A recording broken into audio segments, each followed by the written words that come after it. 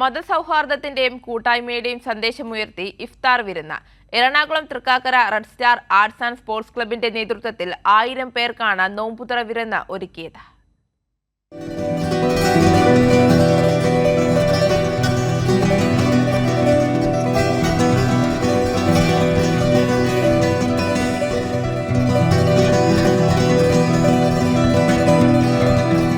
കഴിഞ്ഞ 12 വർഷമായി Thrikkakara arts and sports club ഇഫ്താർ വിരുന്ന് ഒരുക്കാറുണ്ട്.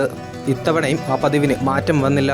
നോമ്പിന്റെ പുണ്യനാളുകളിൽ സ്നേഹത്തിന്റെയും സൗഹൃദത്തിന്റെയും രുചിക്കൂട്ടുകൾ ഒരുക്കിയിരിക്കുകയാണ് ഈ ഇഫ്താർ വിരുന്ന്. തൃക്കാക്കരയിലെ ജനങ്ങളെ ആകെ ജാതി മതഭേദമന്യേ ഒരുമിച്ച് കൊണ്ടുപോയി എല്ലാ സാമൂഹ്യ പ്രവർത്തനത്തിലും എല്ലാ പ്രവർത്തനങ്ങളിലും ഒരുമിച്ച് കൊണ്ടുപോയൊരു പ്രസ്ഥാനം എന്ന നിലയിലാണ് Thrikkakara red star arts and sports ക്ലബിന്റെ പ്രവർത്തനം. പടമുകൾ ജുമാ മസ്ജിദ് ഇമാം സയ്യിദുദ്ദീൻ ഹുദവി, സാംസ്കാരിക പ്രവർത്തകൻ മഹർഷി ശ്രീകുമാർ എന്നിവർ മുഖ്യാതിഥികളായി. നമ്മുടെ രാജ്യത്തെ സംബന്ധിച്ചിടത്തോളം ഇത്തരം മാനവ കൂട്ടായ്മകൾ പരസ്പരം എല്ലാം മറന്ന് ചേർന്ന് നിൽക്കാൻ പറ്റാവുന്ന തുരുത്തുകളെ രാജ്യം ആവശ്യപ്പെട്ടുകൊണ്ടിരിക്കുമ്പോൾ, രാജ്യം അന്വേഷിച്ചു കൊണ്ടിരിക്കുമ്പോൾ അത്തരം സ്നേഹ സൗഹൃദ കൂട്ടായ്മകൾക്ക് കരുത്തു പകർന്നാണ് നമ്മുടെ ഈ ക്ലബിൻ്റെ നേതൃത്വത്തിൽ ഇവിടെ നടക്കുന്ന ഈ സ്നേഹസംഗമം.